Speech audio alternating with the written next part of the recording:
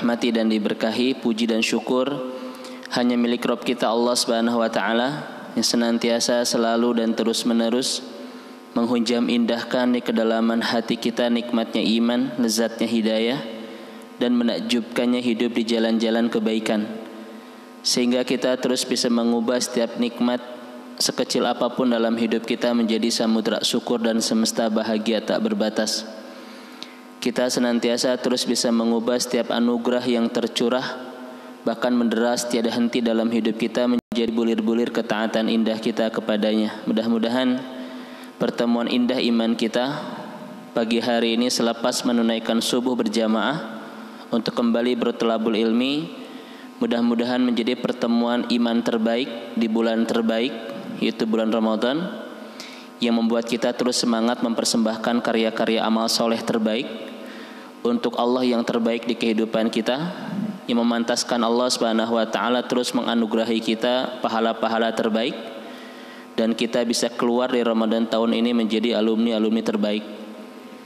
Andaikan ini Ramadan terakhir buat kita semua, maka pastikan di Ramadan ini kita tumbuh menjadi pribadi yang lebih baik untuk memantaskan kita mendapatkan akhir kehidupan terbaik nanti di akhirat. Ibu dan bapak yang semoga senantiasa dirahmati dan diberkahi, pagi hari ini kita kembali berta'aruf, berkenalan dan hidup bersama salah satu nama Allah yang begitu indah, yang terkait dengan bulan yang indah ini, yaitu bulan Ramadan. Yang dari nama ini kita akan semakin mendapatkan informasi bagaimana cara kita menjadi pribadi yang semakin mulia di mata Allah Subhanahu wa taala. Kita akan hidup bersama nama Allah Al-Karim, Allah yang maha mulia. Kita sering mendapatkan kalimat Allah yang maha mulia, tetapi ketika saya tanya kepada ibu dan bapak, apa yang dimaksud dengan Allah yang maha mulia? Mungkin bapak ibu agak sulit menjelaskannya. Apa yang disebut dengan kemuliaan bagi Allah Subhanahu wa taala itu? Maka hari ini akan kita bahas tentang apa yang disebut dengan Allah yang maha mulia. Al-Karim, ibu dan bapak yang semoga senantiasa dirahmati dan diberkahi, terulang terekam di dalam Al-Quran di 3 surat. Hanya 3 kali Allah Subhanahu wa taala memperkenankan namanya Al-Karim dalam Al-Quran. Yang pertama di surah Al-Mu'minun ayat 116, yang kedua di surah Al-Infitar ayat 6, ma gharraka bi rabbikal karim, dan yang terakhir adalah di surah An-Naml ayat 40. Kita lihat ayatnya ibu dan bapak sekalian. Di surah ini Allah Subhanahu wa taala di An-Naml ayat 40 memperkenankan salah satu namanya, yaitu Al-Karim. A'udzubillahi minasyaitonir rajim. Wa man syakara fa innama yashkuru li nafsihi wa man kafara fa inna rabbi ghaniyun karim. Ya. Barang siapa yang ingkar kepada Allah Subhanahu wa taala, maka sesungguhnya Tuhanku itu maha kaya dan maha mulia. Kaya dan mulia. Al-Mu'minun 116, Al-Infitar ayat 6 dan An-Naml ayat 40. Yang menarik untuk kita tadabburi pagi hari ini adalah di surat An-Naml ayat 40 Allah mengatakan Ghaniyun Karim. Apa rahasia Allah Subhanahu wa taala mempaketkan 2 namanya yang indah? Yang pertama Ghaniyun, yang kedua Karim. Ketika Allah Subhanahu wa taala mempaketkan 2 namanya yang indah, yaitu Ghaniyun Karim, itu menghadirkan 2 rahasia indah. Rahasia yang pertama adalah kekayaan Allah melintas batas dan tak terbatas, tetapi tidak ada satupun makhluknya yang akan terhina dan terendahkan. Kenapa? Karena kekayaan Allah dipaket dengan kemuliaan. Kita, ibu dan bapak sekalian, banyak yang kaya tapi tidak sekaya Allah. Tetapi begitu banyak orang yang merasa terendahkan dan terhina. Betul nggak Bapak Ibu sekalian? Mana yang lebih mudah Bapak Ibu? Yang kaya merendahkan yang miskin, atau yang miskin merendahkan yang kaya? Atau dua-duanya sarwa itu? Kira-kira mana yang mudah merendahkan? Yang kaya kepada yang miskin, Pak, merendahkan, ngehina, nyarekan, ngambek begitu. Ya enggak? Makanya kenapa di surah An-Nasr ketika Allah mengatakan idza jaa nasrullahi wal fath, ketika Allah Subhanahu wa taala memberikan keberlimpahan, keberhasilan, Pak, kesuksesan, kenapa kita harus bersyukur kepada Allah dengan 3 kata? Fasabbih bihamdi rabbika wastaghfir. Kenapa di setiap keberlimpahan, kesuksesan, keberhasilan selalu ada kalimat wastaghfir, beristighfarlah kepada Allah? Seakan tidak nyambung ya, Pak ya. Biasanya istighfar itu terkait dengan dosa kan? Terkait dengan kehilafan. Tetapi kenapa di surat An-Nasr ini fasabbih, bertasbihlah, bihamdi, bertahmidlah, wastaghfir, dan beristighfarlah. Said Qutb memberikan penjelasan kepada kita, ibu dan bapak, kenapa di setiap keberhasilan, keberlimpahan itu kita harus memperbanyak istighfar. Li'anna ni'mah tahdi ilal ma'siyah. Karena keberlimpahan kadang membawa kepada kemaksiatan. Saya bertanya kepada ibu dan bapak, kemaksiatan apa yang dihasilkan dari keberlimpahan? Apa, Pak? Tidak apa, dijawab aja, Pak. Ini kan bukan Jumatan. Membawa kepada apa? Sombong, takabur itu, Pak. Orang takabur itu membesarkan diri dan merendahkan orang lain. Itu kemaksiatan di setiap kenikmatan yang Allah anugerahkan di kehidupan kita. Makanya dengan memperbanyak istighfar itu menekan, Pak, agar keberlimpahan kita tidak berbuah kemaksiatan. Itu ya. Allah Subhanahu wa taala Maha Kaya. Kekayaan Allah tak terbatas, bahkan melintas batas. Tetapi ada nggak di antara kita yang merasa terindahkan oleh Allah? Tidak ada, Pak. Karena kekayaan Allah berpaket dengan kemuliaan. Tidak ada satupun hambanya yang akan terhina, akan terendahkan oleh Allah Subhanahu wa taala. Di kita Bapak Ibu sekalian, Masya Allah, kalau di sini mah nggak ada ya. Ini mah wajah-wajah di surga semua, Pak. Ini mah di luar sana lah gitu ya. Entah di mana itu. Banyak orang yang kaya nyakitin perasaan orang yang di bawahnya itu, menyinggung, Pak, menghina dan merendahkan itu. Di sini mah nggak ada, insya Allah, Pak ya. Ini wajah-wajah penuh dengan ahli surga. Baik. Itu yang pertama. Yang kedua, kenapa Allah Subhanahu wa taala mempaket ghani dan karim? Fa inna rabbi ghaniyun karim. Sesungguhnya Tuhanku maha kaya dan maha mulia. Yang kedua adalah kalau kita minta sama Allah, Pak, pasti dikasih. Maka beroptimislah ketika minta kepada Allah Subhanahu wa taala, astajib lakum, pasti dikasih. Kenapa? Karena kekayaan Allah berpaket dengan kemuliaan. Di kita, ibu dan bapak sekalian, banyak orang yang kaya, tapi belum tentu loh kalau kita minta itu dikasih. Betul? Kenapa Bapak Ibu sekalian? Karena kekayaan kita tidak dipaket dengan kemuliaan. Maka satu, Bapak Ibu sekalian, ketika kita berdoa kepada Allah Subhanahu wa taala, yakinkan 2 kalimat ini, fa inna rabbil ghaniyyun karim. Allah enggak mungkin enggak ngasih. Ya, Allah enggak mungkin enggak ngasih. Bahkan pemberian Allah melebihi apa yang kita pinta. Saya bertanya kepada ibu bapak, kalau kita minta kepada Allah bisa dihitung dengan jari enggak? Bisa, Pak? Coba satu minta apa? Ini ketebak, Pak, wajah-wajahnya gerasok. Satu minta apa, Pak? Apa barusan? Istri apa, Pak? Masya Allah. Ini lagi saum, Pak, jangan bikin suasana jadi panas. Minta rezeki apalagi coba Bapak Ibu sekalian? Kesehatan saja minta apa lagi? Bisa dihitung dengan jari. Tetapi apa yang Allah berikan kepada kita? Sesuatu yang nggak mungkin bisa kita hitung dengan jari. Ya, Bapak Ibu di sini ada ahli matematika, Pak, tetap akan kesulitan menghitung nikmat Allah. Kenapa? Karena satu-satunya hitungan yang tak bisa dihitung adalah menghitung nikmat Allah itu. Betul? Masya Allah itu. Sama seperti bapak-bapak lah, sulit menghitung uang itu apa, Pak? Memang ketika tidak ada uang itu ya, hararese tuh. Satu-satunya hitungan yang sulit kita hitung adalah menghitung nikmat Allah. Kenapa? Karena inilah hitungan yang tak mungkin bisa kita hitung. Kita minta kepada Allah Subhanahu wa taala bisa dihitung dengan jari, tapi apa yang Allah berikan di kehidupan kita, sesuatu yang tak mungkin bisa kita hitung dengan jari kita. Masya Allah Bapak Ibu sekalian. Maka tidak boleh ada orang yang berdoa kepada Allah tapi hatinya tidak yakin dengan pengabulan itu. Apa kata Rasulullah? Ud'ullaha wa antum muqinuna. Hadisnya populer Bapak Ibu. Ud'ullaha wa antum muqinuna. Qul huwallahu. Itu nyambung baru. Wa antum muqinuna bil ijabah.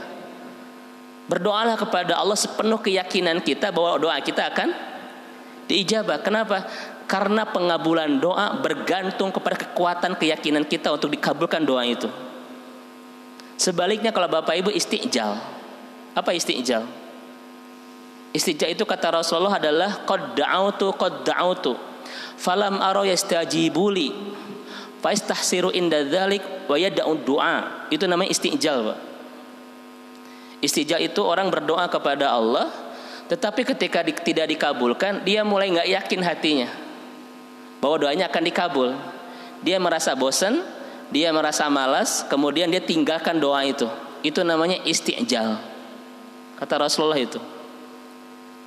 Nah, oleh karena itu ibu dan bapak yang semoga senantiasa dirahmati dan diberkahi Rabb kita Allah Subhanahu wa taala, kalau minta kepada Allah pasti dikabul. Kenapa? Allah punya segalanya dan Allah Maha Mulia.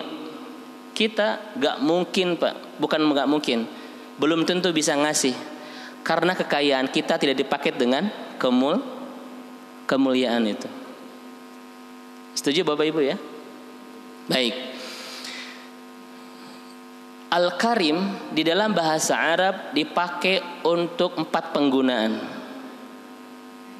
Nanti akan kita bahas, Pak, kenapa Al-Quran disebut Al-Karim, kenapa Ramadan orang Arab menyebutnya Al-Karim, kenapa Rasulullah disebut dengan Makarimul Akhlak, dan kenapa Allah Subhanahu dengan Allahul Karim. Nanti akan kita bahas.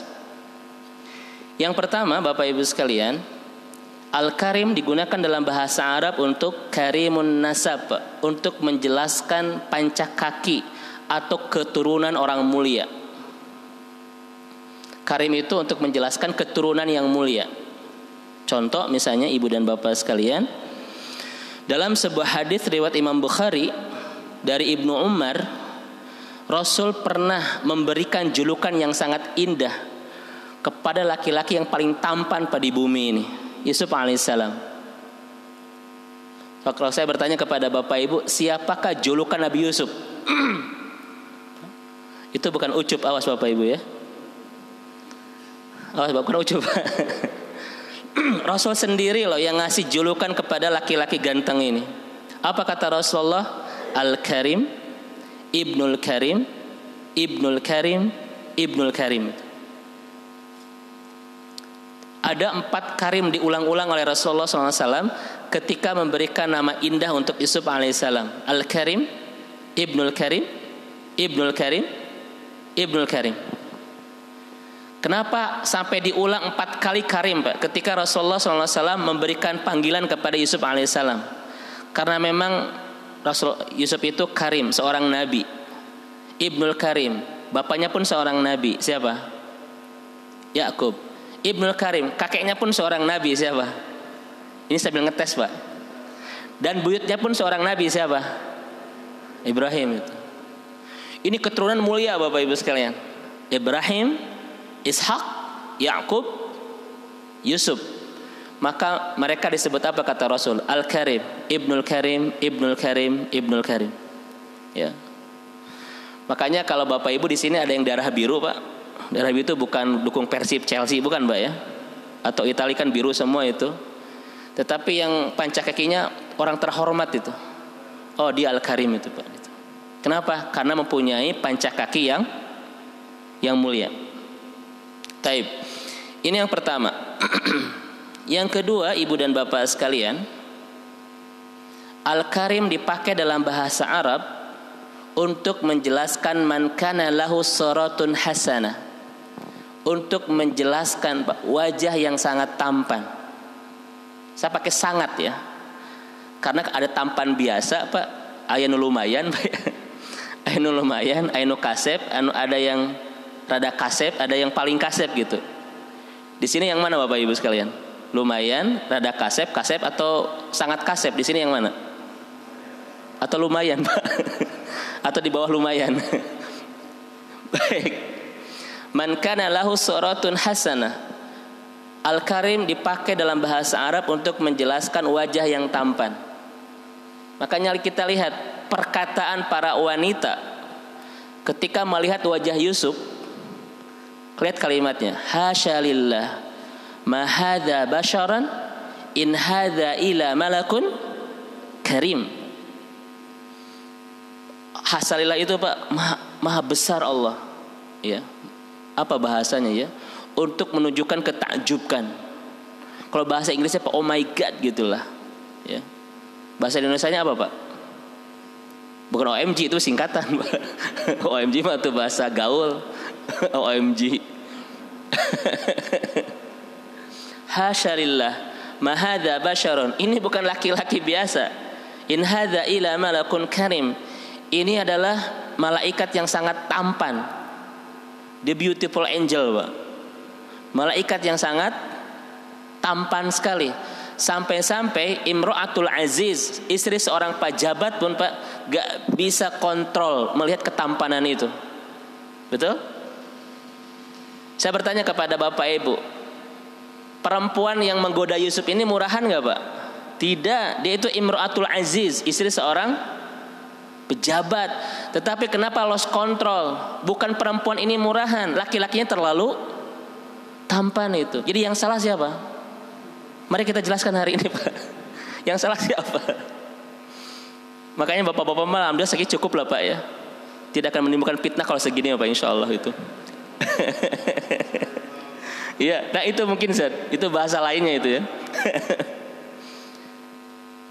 Ma hadza bashar in hadza ila malakun karim. Bapak Ibu sekalian, ini bukan manusia biasa, tetapi ini malaikat yang terlalu indah. Saya sudah sampaikan di kajian sebelumnya Bapak Ibu sekalian. Ganteng biasa ya Jamil Pak. Gantengnya luar biasa Karim gitu. Makanya Bapak Ibu di sini Karim atau Jamil Pak? Atau fitnah ya? Nah, di sini ada yang Jamil, ada yang Karim ya, Masya Allah Pak ya. Betul Ustaz. Kan kata Ibnu Abbas itu kalau fisik kita Pak biasa ya, terus kita soleh, itu nambahan kegantengannya itu. Apa kata Ibnu Abbas? Dia anfil wajhi. Ada cahaya memancar di wajahnya dengan ketaatan kita kepada Allah. Nambahan kasep Pak kalau kita soleh itu. Apalagi di sini kan karasep Pak, terus saroleh itu ya. Ini seperti gula yang dilumuri madu giung Pak. Ini wajah-wajah penuh kegiungan ini. Menggiungkan ini ya. Baik, ini yang kedua Ibu dan Bapak sekalian. Ya, in hadza illa malakun karim, untuk menunjukkan paras yang sangat indah sekali. Kemudian Ibu dan Bapak yang semoga senantiasa dirahmati dan diberkahi Rabb kita Allah Subhanahu wa taala. Ya.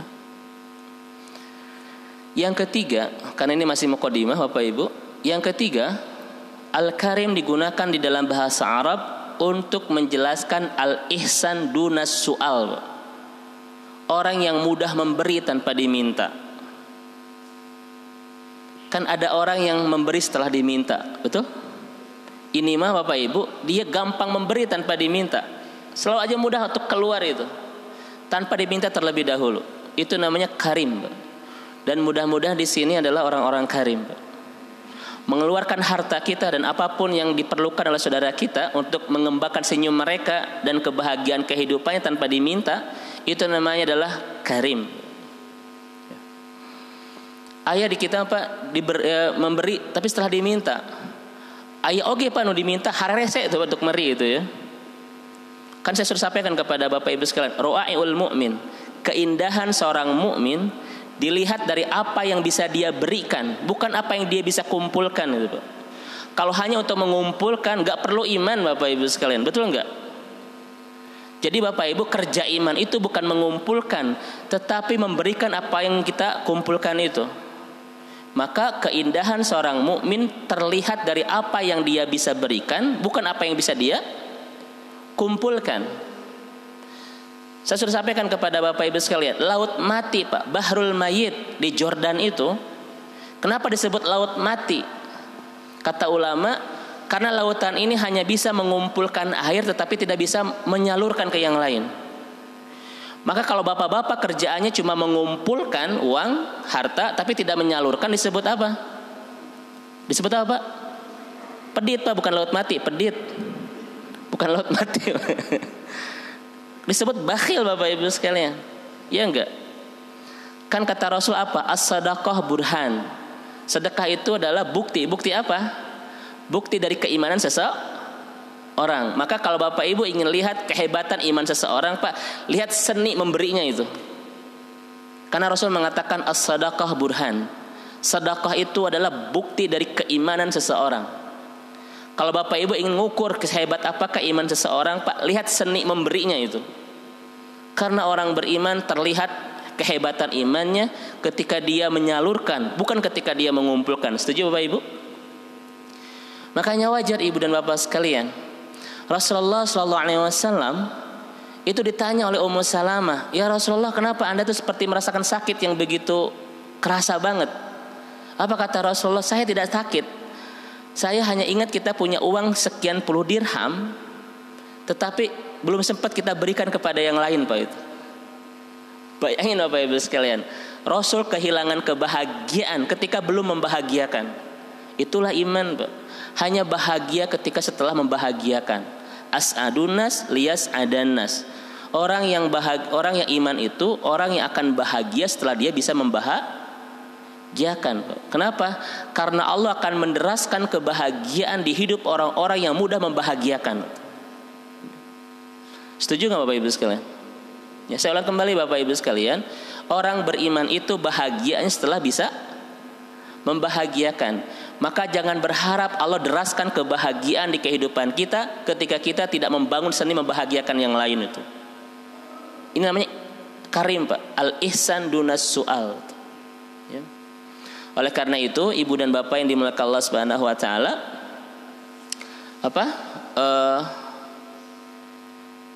Abu Thalhah misalnya Ibu dan Bapak sekalian ya. Abu Thalhah ini silakan Bapak Ibu baca tafsir Ali Imran ayat 92. Pasti setiap tafsir akan berbicara tentang Abu Thalhah itu. Ya, Ali Imran ayat 92. Abu Thalhah ini laki-laki kaya apa di Madinah. Jet set lah ya. Sekelas dengan Abdurrahman bin Auf, Abu Bakar Siddiq, Utsman bin Affan Pak. Itu orang-orang jet set. Orang-orang beruang itu Pak. Beruang.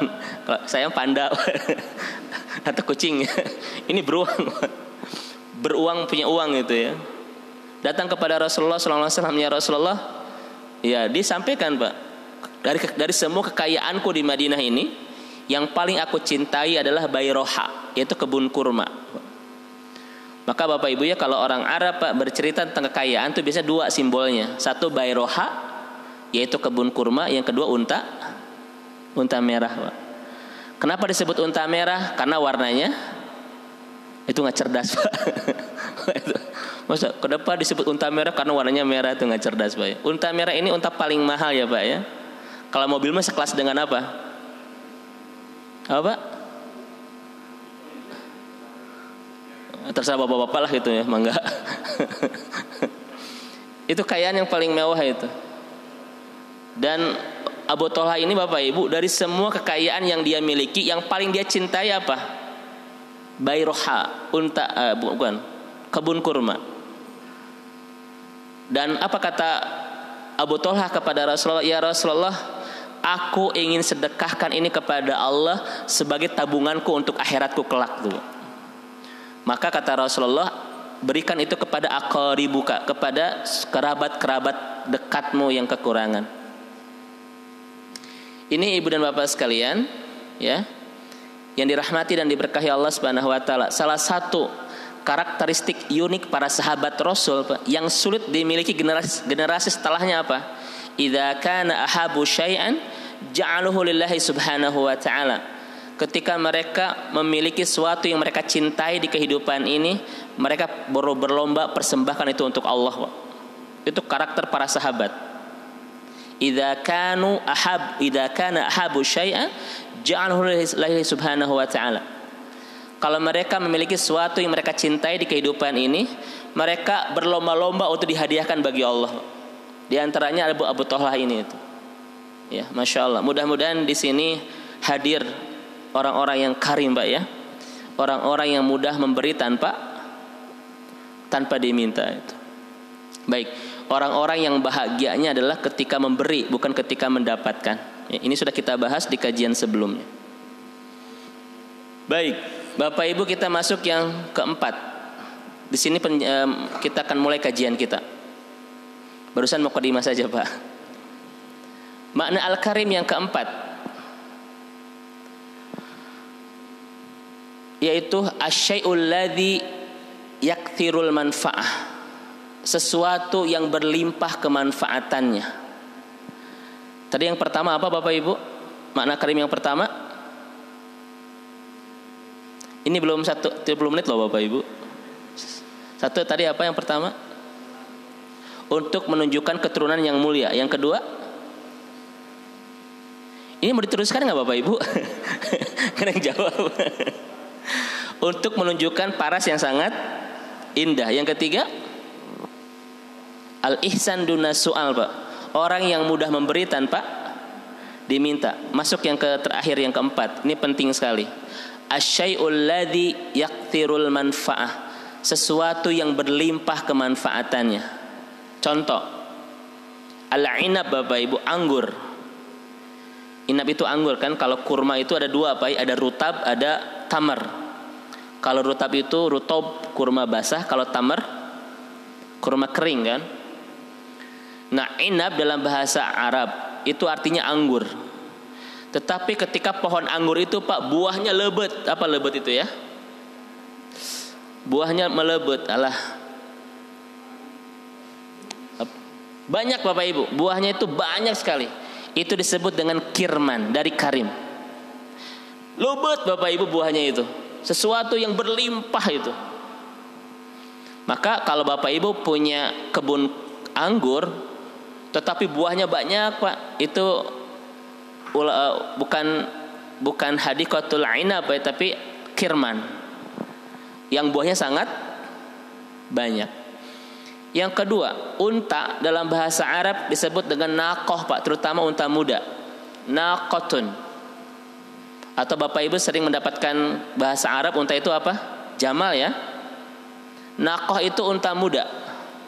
Tetapi ketika unta ini, Pak, berlimpah air susunya, itu disebut dengan karimah.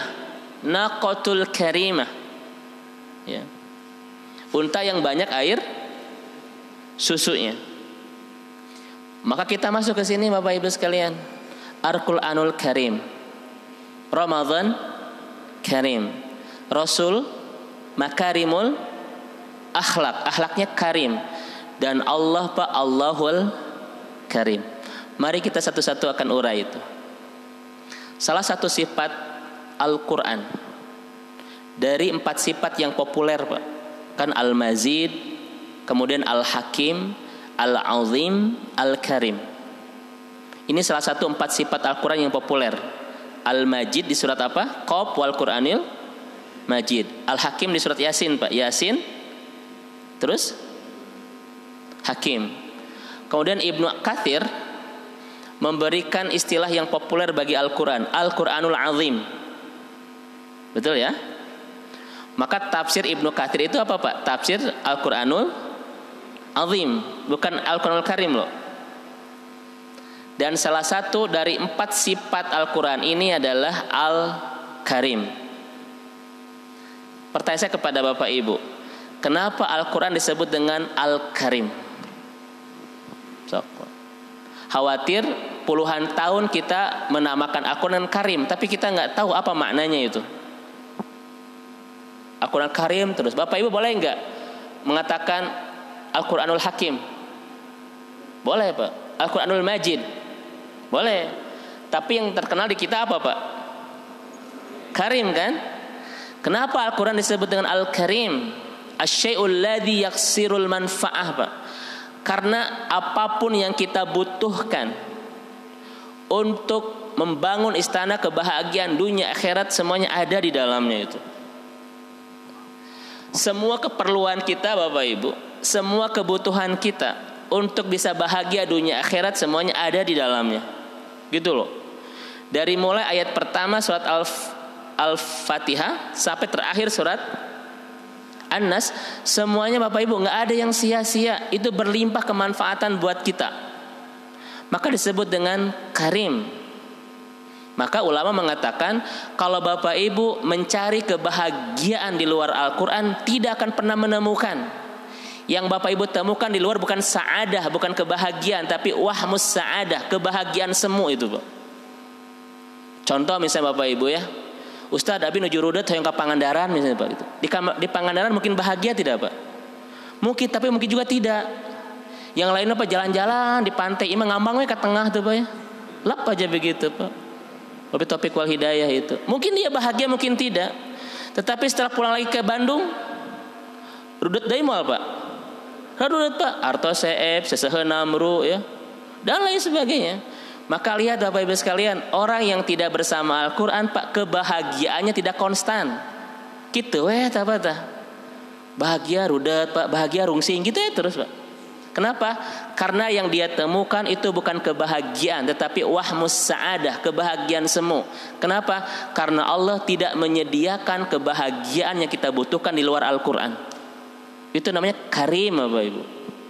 Makanya Allah mengatakan ma'anzalna alaikal Quran litash. Bapak Ibu saya ngecek hafalannya. Ma'anzalna alaikal Qur'ana litasqa Pak, bukan lil karim. Tidak ada orang yang tidak bahagia kalau dia sudah bersama Al-Quran. Sekarang kembali Bapak Ibu, tidak akan pernah ada yang tidak bahagia ketika dia sudah bersama Al-Quran. Ya, Masya Allah. Kenapa? Ini karim Bapak. Apapun yang kita butuhkan, tidak hanya bahagia di dunia loh, tetapi kebahagiaan kita tersambung ke akhirat. Setuju Bapak Ibu sekalian? Nah itulah disebut dengan karim Bapak. Ya, Masya Allah. Makanya apa kata ulama itu Bapak Ibu? Tatarakumul humum fauqa sudurina biqadri ma yatarqamul gibar faqamahu sahaifina. Tumpukan ketidakbahagiaan di hidup kita berbanding lurus dengan tumpukan debu di atas Al-Quran kita.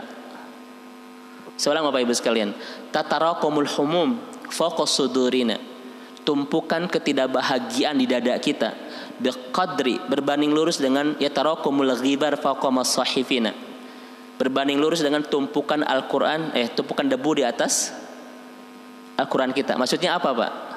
Tara dibaca. Apalagi ini Ramadan Bapak Ibu sekalian. Apa hubungan Al-Quran dengan Ramadan? Jawabannya Al-Baqarah 185.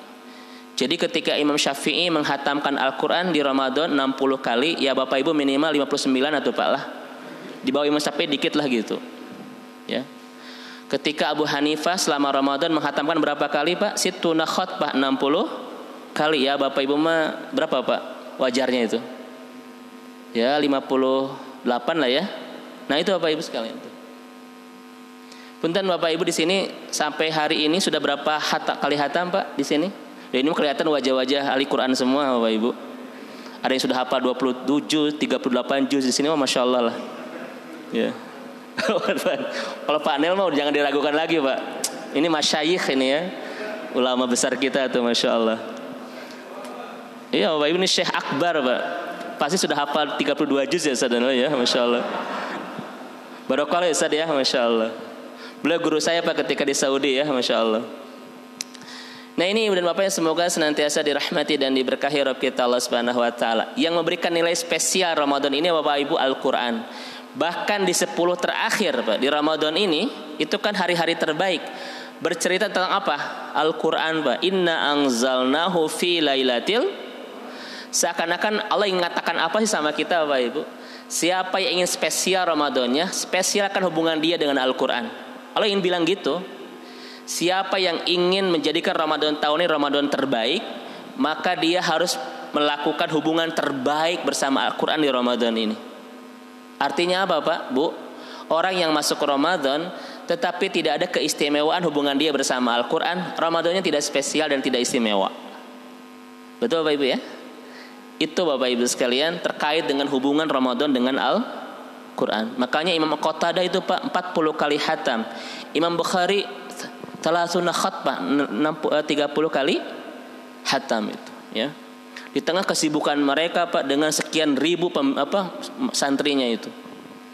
Nah, oleh karena itu mudah-mudahan di sini ya minimal tadi lah Pak ya 59 kali khatam Pak. Amin gitu Bapak Ibu. Ini berat banget amin Pak. Bilang amin terasa berat. Waduh 59 ya. Masya Allah. Nah, ini yang pertama Ibu dan Bapak yang semoga senantiasa dirahmati dan diberkahi Rabb kita Allah Subhanahu wa taala terkait dengan Al-Qur'anul Karim. Ya. Nanti ada Al-Qur'anul Azim. Kenapa disebut Al-Qur'anul Azim? Azim itu katanya agung Bapak Ibu. Artinya agung ini kan sesuatu yang padanya memberikan banyak keagungan, keajaiban di kehidupan kita.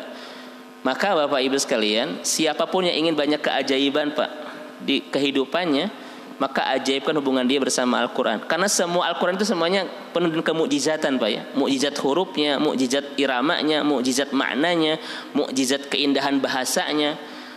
Maka siapapun yang kembali kepada Al-Quran, dia sedang menyiapkan diri untuk banyak diberikan keajaiban oleh Allah Subhanahu wa taala. Hatinya ditenangkan, Pak, fisiknya disehatkan, rumah tangganya diberkahkan. Semua keajaiban tercipta ketika dia bisa mengajaibkan hubungan bersama apa? Bersama Al-Quran. Baik, saya tidak akan bahas Al-Quran dulu karena kajian kita di ilmu tauhid ya. Yang kedua Ramadan. Memang Rasul di hadis Imam An-Nasa'i dan Imam Ahmad itu menyebut syahrul Ramadan syahrun mubarak. Tidak ada bulan Bapak dan Ibu yang disifati dengan mubarak hanya kecuali bulan Ramadan saja. Ibu dan Bapak sering nggak mendengarkan kalimat Jumat Mubarak, Jumat berkah Pak? Itu nggak ada dasarnya. Itu mah kasratul isti'mal, tradisi kita saja. Jumat Mubarak itu Pak ya. Apalagi di kita Pak, kalau mendengarkan Jumat Mubarak kesannya apa? Nasi bungkus Pak. Jadi sempit Pak maknanya. Jumat Mubarak, oh nasi koneng tuh. Cuma satu lah Bapak Ibu sekalian, yang disifati mubarak itu apa? Ramadan. Kenapa Ramadan disifati mubarak Bapak Ibu sekalian? Jawaban dari para ulama satu. Wa kama yahmilul ghaim al-matar kadzalika Ramadan yahmilul khairat. Sebagaimana awan membawa derasnya hujan, seperti itulah Ramadan membawa derasnya kebaikan, Pak. Sebagaimana awan membawa kumpulan hujan, seperti itulah Ramadan membawa segenap dan semesta kebaikan. Tidak ada bulan yang menghantarkan segenap dan semesta kebaikan di hidup kita kecuali apa? Ramadan. Tidak ada bulan Pak Bapak Ibu yang akan membawa kita dalam orbit-orbit kebaikan, yang akan mengantarkan kita ke gerbong-gerbong kebaikan kecuali Ramadan. Dan faktanya di bulan ini Pak, orang tumbuh menjadi pribadi baik loh. Nutara ke masjid jadi ke masjid Pak, nutara tilawah jadi tilawah itu. Saya sadnil ya Bapak Ibu sekalian Pak, dulu ketika saya masih di Mesir Bapak Ibu ya, itu menjelang maghrib di bulan Ramadan Pak, saya jalan itu untuk cari makanan. Kenapa? Karena rumah-rumah di sana itu kebanyakan menyediakan makanan. Mereka mengeluarkan meja Pak, disimpan makanan yang akan diambil oleh orang-orang yang saum. Kenapa? Karena mereka memahami barang siapa yang memberikan makan kepada yang saum, maka dia akan mendapatkan pahala. Maka orang Mesir itu Pak nyimpan meja di depan rumah itu, kasih makanan itu. Kita ambil aja begitu. Di kita pun sama Pak, ada, cuma ada tulisan 5.000 gitu Pak ya. 10.000 ternyata dagang gitu Pak. Bahkan Bapak Ibu ya, ini kesan saya ketika masih di sana ya. Mungkin Bapak Ibu yang pernah ke Mesir akan punya memori yang sama lah, walaupun tidak semuanya Bapak Ibu ya. Saya suka berdiri Pak jam 5 sore setiap Ramadan menunggu maghrib di pinggir jalan. Kenapa? Karena orang-orang Mesir biasanya sebelum maghrib itu mereka berlomba-lomba untuk memberikan sesuatu kepada yang saum. Pakai mobil itu, bawa beras, bawa gula, bawa minyak, bawa uang lah gitulah ya. Walaupun tidak semuanya Bapak Ibu ya. Saya suka berdiri itu Pak, sukanya kebagian gitu. Dan ternyata favorit mereka untuk dicari lah mahasiswa Indonesia itu. Kami nggak tahu di wajah kami ada apa Pak ya itu. Inilah keajaiban Pak. Ya Bapak Ibu ya. Orang berubah menjadi pribadi-pribadi yang baik. Inilah yang disebut dengan mubarak Pak. Tidak ada bulan yang menumbuhkan banyak kuncup kebaikan kehidupan kita kecuali bulan Ramadan. Ya. Tetapi Bapak Ibu sekalian, kalau kita jalan-jalan Pak di negara Teluk Pak ya, kemudian juga di beberapa negara Afrika gitu, mereka lebih populer mengatakan bukan Ramadan Mubarak, kalau sebetulnya itu hadisnya kan. Tetapi mereka bilang apa Pak? Ramadan Karim. Padahal hadisnya Ramadan Mubarak sebetulnya. Kan begitu. Saya tidak akan menganalisa hadisnya Pak. Memang karena tidak hadisnya Karim ini ya tentang Ramadan. Tetapi kenapa Ramadan pun disebut dengan Ramadan Karim? Karena inilah bulan Bapak Ibu sekalian. Ya, inilah bulan Pak, yang dari tanggal 1 sampai tanggal 30 itu berlimpah dengan kemanfaatan buat kita. Siapa yang ingin diampuni dosanya dan lain sebagainya. Inilah saatnya Bapak Ibu sekalian. Makanya apa kata Rasulullah SAW? Fihi afwabu tuftahu afwabul. Kata Ramadan ini Pak, fihi tuftahu afwabul jannah. Di Ramadan ini dibuka pintu-pintu surga. Maksudnya apa? Apapun yang Bapak Ibu butuhkan untuk memantaskan diri menjadi ahli surga, semuanya tersedia di bulan ini. Saya ulang kembali Bapak Ibu, apapun yang kita perlukan Pak, untuk mengantarkan kita, untuk menghubungkan kita dengan surga, tersedia di bulan ini. Di sini ada ampunan, di sini ada lipat ganda pahala Pak. Maka siapapun yang rindu dengan surga tidak akan pernah menyia-nyiakan bulan ini. Inilah bulan jisrun bainana wa bainal jannah. Inilah bulan yang menjadi jembatan yang menghubungkan kita dengan surga loh Bapak Ibu sekalian. Masya Allah. Tuftahu afwabul jannah. Apapun yang kita perlukan untuk memantaskan diri menjadi ahli surga, semuanya ada di bulan ini. Ini hebatnya Ramadan Pak. Ramadan Karim makanya. Ya Masya Allah. Bahkan kata Rasulullah, wa tughlaqu fihi afwabun nar, ditutup pintu-pintu. Maksudnya apa Bapak Ibu Saudara kalian? Berbagai kemaksiatan di bulan ini Pak dipersempit ruang geraknya, sehingga tidak leluasa orang itu berbuat kemaksiatan. Saya pernah cerita kepada Bapak Ibu sekalian Pak. Dulu di Jawa ya Pak, ada tempat prostitusi yang cukup besar, sekarang sudah tidak ada.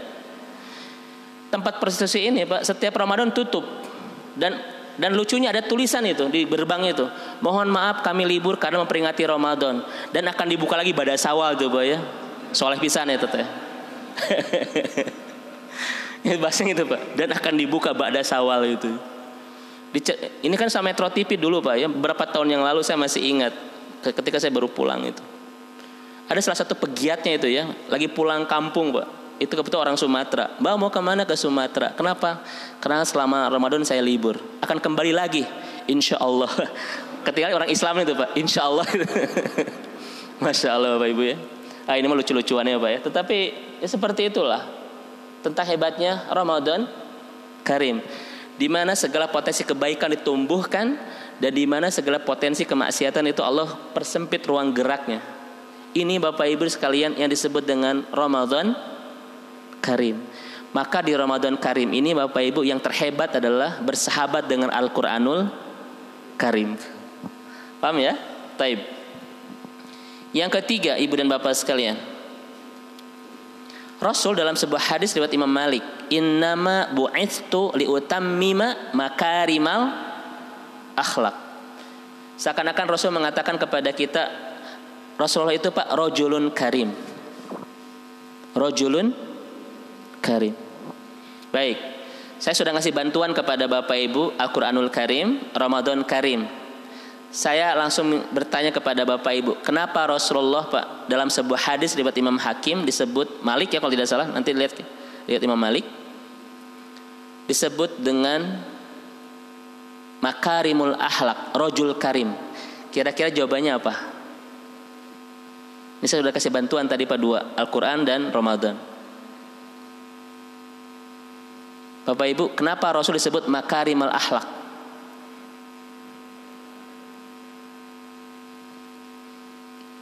Yang lima Bapak Ibu, saya ini sudah dikasih bantuan Pak dua. Masa mau dibantu lagi? Betul Ustaz ya? Kenapa Rasulullah itu disebut dengan karim? Apapun yang kita butuhkan Pak untuk menjadi pribadi yang baik, semuanya ada di pribadi beliau. Inilah umur laki-laki yang sama sekali Pak tidak ada yang sia-sia, semuanya bermanfaat buat kita untuk kita jadikan pelajaran. apapun yang kita butuhkan untuk menjadi pribadi yang lebih baik, Pak, maka semuanya tersedia kebutuhan itu di pribadi laki-laki ini. Rajul karim. Ingin belajar sabar, belajar ke laki-laki ini. Ingin belajar menjadi orang yang tawadu, belajar ke laki-laki mulia ini. Betul Bapak Ibu ya? Ingin menjadi orang yang sabar, Pak, orang yang tawadu, orang yang qanaah, orang yang juhud, apapun kebaikan yang Bapak Ibu perlukan tersedia di laki-laki mulia ini loh. Masya Allah. Maka sangat ironis ketika Bapak Ibu ingin menjadi pribadi yang lebih baik tapi tidak belajar kepada laki-laki ini. Setuju Bapak Ibu ya? Maka salah satu hal yang penting Pak kita pelajari adalah mempelajari pribadi beliau dalam kajian sirah nabawiyah. Karena nggak mungkin kita menjadi pribadi yang baik kalau tidak belajar kepada laki-laki yang mulia ini. Rasulullah Shallallahu Alaihi Wasallam, masya Allah ya. Taib ibu dan bapak, ada pertanyaan begini Pak, kenapa ada orang yang ahli ibadah tapi akhlaknya buruk? Saya suka terganggu dengan kalimat itu. Ibadahnya bagus tapi akhlaknya buruk. Kan di kita ada dua fenomenanya Pak ya. Satu, al-abid wasu'il khuluq. Dia ahli ibadah tapi akhlaknya buruk. Yang kedua Pak, Bapak Ibu, dia bukan ahli ibadah tapi akhlaknya baik. Kira-kira dari dua fenomena ini mana yang baik? Ahli ibadah akhlaknya buruk Pak. Tidak ahli ibadah tapi akhlaknya baik. Mana yang baik Pak di antara kedua ini? Jangan pilih nomor 3, awas Pak. Nomor 3. Saya tidak akan bertanya lagi kalau begitu Pak. Mana yang paling bagus di antara keduanya Ustaz? Bapak Ibu pilih A, pilih B. Ibadah tapi akhlaknya buruk. Yang kedua bukan ahli ibadah tapi akhlaknya baik. A atau B? Bapak Ibu pilih mana? Biar saya tahu lah Pak, acung tangan yang pilih A yang mana? Tidak ada. Yang B Bapak Ibu. Ayo milih naon atuh? Tuh ngaracung. C nggak ada Ustaz. Dalam pilihan saya nggak ada yang C. Bapak Ibu, dua-duanya nggak ada yang baik Pak. Dua-duanya tidak ada yang baik. Kenapa? Karena yang baik itu yang C tadi Ustaz. Betul Ustaz ya? Bapak Ibu lihat surat Al-Mu'minun Pak. Orang mukmin yang akan bahagia itu adalah satu, alladzina hum fi salatihim khashi'un. Itu bab ibadah, bab akhlak. Bab ibadah. Tapi lihat ayat seterusnya, walladzina hum anil lagwi mu'ridun. Bab ibadah, bab akhlak. Bab akhlak Pak. Walladzina hum li zakati fa'ilun. Itu ibadah. Walladzina hum li furujihim hafidun. Itu bab akhlak. Betul kan? Walladzina hum li amanatihim. Itu bab akhlak. Walladzina hum ala salawatihim. Ibadah atau akhlak? Ibadah Pak. Bapak Ibu lihat Al-Mu'minun Pak. Mukmin yang akan bahagia itu adalah mukmin yang senantiasa Pak mengapa ya? Ibadah, akhlak, ibadah, akhlak, ibadah, akhlak, ibadah, akhlak. Mukmin yang tidak membeda-bedakan mana hablum minallah, mana. Nah itu Bapak Ibu. Ini ayat indah sekali yang mengajari kita tentang siapa mukmin yang akan bahagia itu. Pertama dibahas bab ibadah, yang kedua bab akhlak, yang ketiga bab ibadah, yang keempat bab akhlak. Terus begitu Bapak Ibu sekalian. Ini menunjukkan kepada kita bahwa kalau ada mukmin Pak yang ibadahnya bagus, akhlaknya buruk, atau dia ibadahnya buruk, akhlaknya bagus, dua-duanya nggak ada yang baik. Yang baik itu adalah yang nomor C. Kan gitu Pak ya. Tapi kenapa Ustadz ada ahli ibadah akhlaknya buruk Pak? Dr. Amr Khalid mengatakan jangan-jangan dia tidak dalam Pak mempelajari tentang Rasulullahnya. Jangan-jangan dia tidak banyak mempelajari tentang sirah nabawiyahnya itu. Karena Bapak Ibu sekalian, salah satu cara untuk memperbaiki akhlak kita Pak, belajar kepada qudwah hasanah itu. Laqad kana lakum fi Rasulillah. Nah ini Bapak Ibu sekalian ya. Al-Quran sudah, Ramadan sudah, Rasul sudah. Sekarang kita masuk ke pembahasan pentingnya Pak. Allah Al-Karim. Tadi masih mukadimah ya.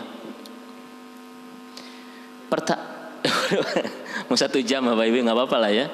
Kan kalau Ramadan sampai jam 9 Bapak Ibu ya. InsyaAllah. Siap. Bapak Ibu, Allah Al-Karim mempunyai 5 makna Pak.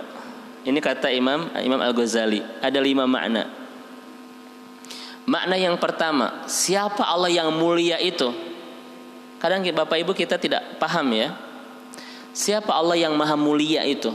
Yang pertama adalah huwallazi yataghafal. Ini yang pertama. Siapa Allah alladzi yataghafal itu, Pak? Allah yang pura-pura lupa dan pura-pura lalai. Maksudnya apa?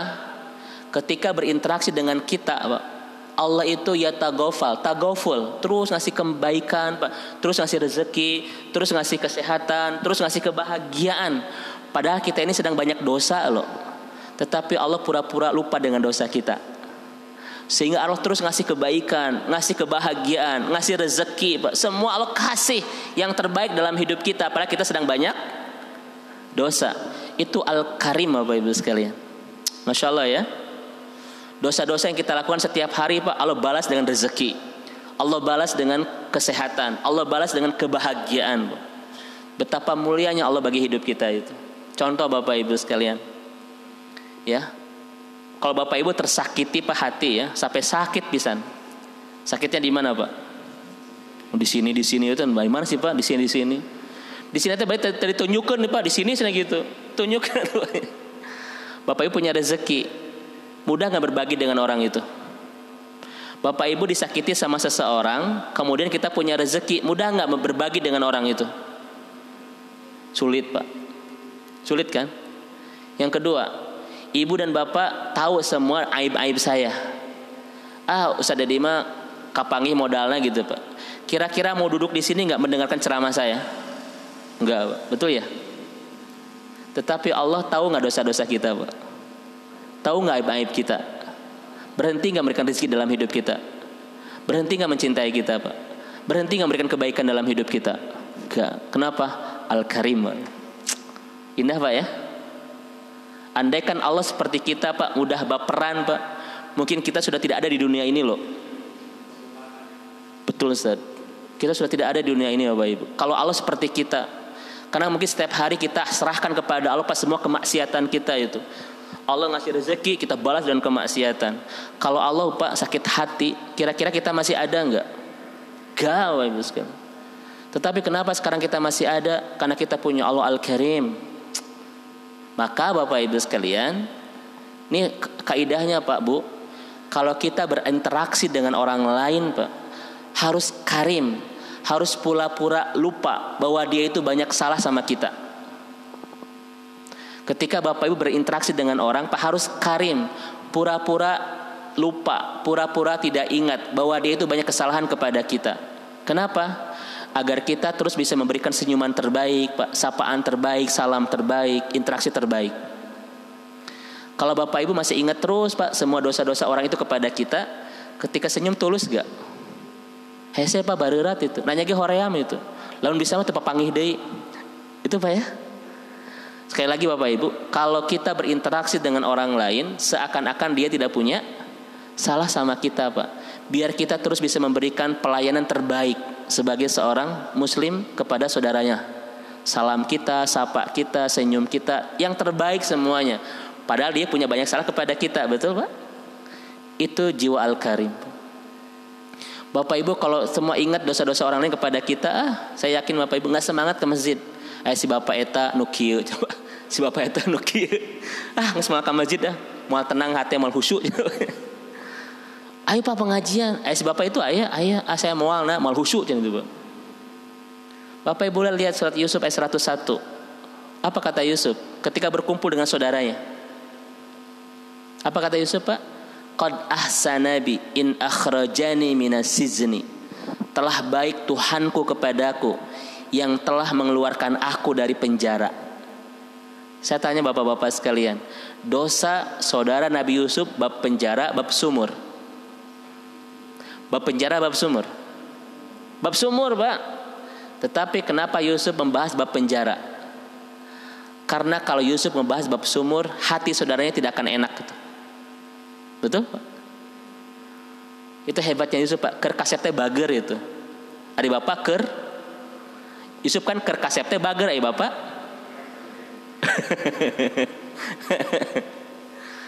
Telah baik Tuhanku yang telah mengeluarkan aku dari penjara, di hadapan saudaranya, Pak. Padahal kesalahan saudaranya bukan bab penjara, tetapi bab sumur. Kenapa Yusuf tidak bahas bab penjara? Untuk menjaga perasaan saudaranya.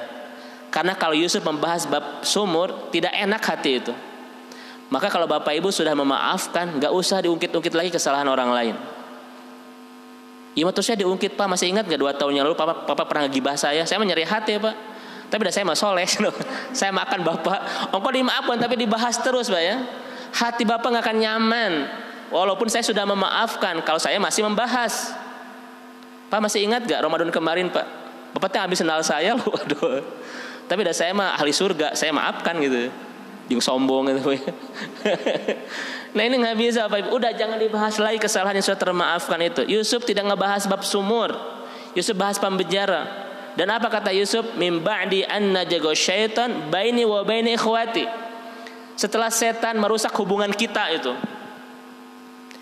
Mereka bersalah Pak, tapi Yusuf tidak salahkan. Seorang mukmin tidak mudah menyalahkan orang saudaranya itu. Mereka sudah tahu-tahu salah, tetapi kata Yusuf, setelah setan merusak hubungan kita lah gitu, hubunganku dan saudaraku. Yang Yusuf salahkan bukan saudaranya, tapi siapa? Artinya seorang mukmin Pak tidak mudah menyalahkan saudaranya. Kalau Bapak Ibu ingin mudah menyalahkan kesalahan Pak, salahkan aja siapa?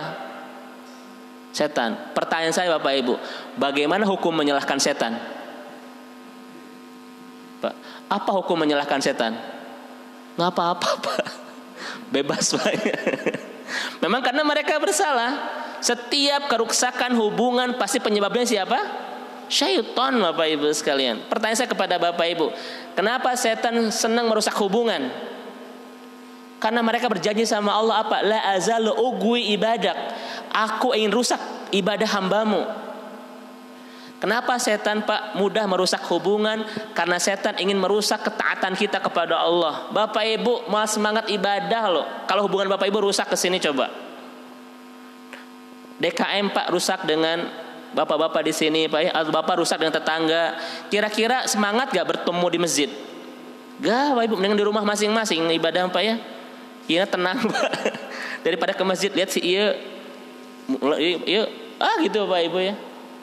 Setan itu gampang Bapak Ibu sekalian, cerdas banget untuk merusak ibadah kita dengan merusak hubungan di antara kita. Pertanyaan saya kepada Bapak Ibu, bagaimana cara setan merusak hubungan kita Pak? Dirusak dulu hati kitanya. Titik terlemah setiap kita itu hati Pak. Ya, mudah sombong kita, mudah takabur, mudah benci, mudah ngewa Pak, mudah marah, itu hati kan? Setan tuh Pak di sini masuk gitu. Karena kalau orang hatinya sudah rusak, hubungan pun akan rusak. Ketika hubungan rusak Pak, ibadah pun akan rusak. Itu hebatnya mereka itu. Makanya kalau Bapak Ibu pas saya Pak, tong salah-salahan. Karena kita sekarang tahu penyebabnya siapa. Bapak di rumah yang ibu pas saya Pak, Bapak nu salah, ibu nu salah, stop. Yang salah itu setan. Kata Bapak, Bu, setannya siapa? Bapak. Ongko iya Pak. Nah ini Pak ayatnya ya. Qad ahsana bi in akhrajani minas sizni ya. Wa ja'a bikum minal badwi min ba'di anna jago syaitan baina wa baina ikhwati. Baik Ibu dan Bapak yang semoga senantiasa dirahmati dan diberkahi Allah Subhanahu wa taala. Saya sudah cukup begitu dulu ya Pak ya. Saya punya 4 lagi Pak, tetapi khawatir waktunya tidak cukup. Dan nanti kita akan lihat bagaimana cara kita membangun kemuliaan bersama Allah. Jadi nanti kita bahas di pertemuan kedua Ibu dan Bapak sekalian. Ya, kita cukup 1 jam 5 menit dulu. Dan nanti kita bahas makna yang kedua, makna yang ketiga, keempat dan kelima. Kemudian yang terakhir yang paling penting Pak, bagaimana cara kita membangun kemuliaan hidup bersama Allah. Ini perlu kajian-kajian Al-Quran yang sangat dalam sekali. Makanya kalau saya sampaikan hari ini khawatirnya tidak bisa maksimal Bapak Ibu ya. Karena kan kita sudah sepakat kajian subuh tidak boleh lebih dari 1 jam. Ya, baik. Cukup dulu segitu Bapak Ibu. Baik, cukup dulu ya. Insya Allah nanti kita lanjutkan di kajian kedua. Karena memang saya rencananya Al-Karim ini karena panjang, kita bahas dari 2 bagian saja. Mudah-mudahan baru 1 makna Pak tentang Allah Al-Karim, yaitu taghaful. Allah yang pura-pura lupa dengan dosa-dosa kita. Saking baiknya Allah Pak, terus ngasih kebaikan, ngasih rezeki, ngasih kebahagiaan dalam hidup kita, walaupun saat ini kita bertumpuk dengan kemaksiatan kepadanya ya. Masya Allah.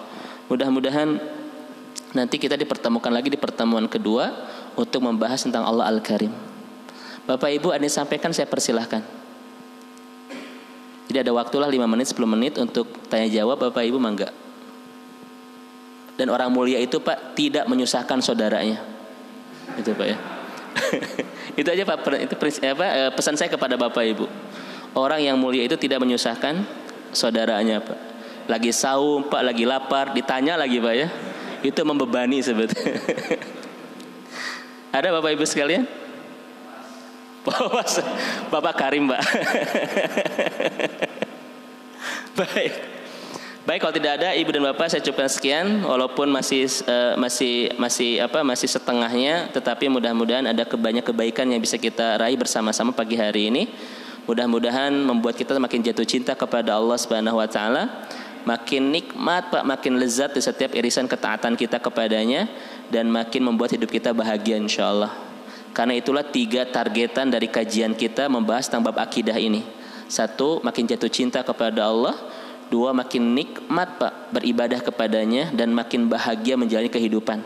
Yang mudah-mudahan kebahagiaan dunia ini bisa menyambungkan kita dan kebahagiaan nanti di akhirat insyaallah. Amin ya rabbal alamin. Saya tutup Ibu dan Bapak sekalian dengan sama-sama berdoa kepada Allah. Mudah-mudahan Allah Subhanahu wa taala terus berikan keistiqomahan, kesehatan, kemudahan buat kita untuk memaksimalkan ketaatan kita di bulan terbaik ini, yang memantaskan Allah Subhanahu wa taala memberikan pahala-pahala terbaik. Dan andaikan ini Ramadan terakhir buat kita, maka mudah-mudahan inilah Ramadan yang bisa mengantarkan kita ke pintu surga. Ya. Tutup dengan doa, Rabbana la tuzigh qulubana ba'da id hadaitana wa hab lana min ladunka rahmah innaka antal wahhab. Rabbana taqabbal qiyamana, Rabbana taqabbal tilawatana, Rabbana taqabbal siyamana wa qul a'malina fi syahr Ramadan. Rabbana atina fid dunya hasanah wa fil akhirati hasanah wa qina adzabannar. Subhana rabbika rabbil izzati amma yasifun wassalamun alal mursalin walhamdulillahi rabbil alamin. Mohon maaf Bapak dan Ibu sekalian. Assalamualaikum warahmatullahi wabarakatuh.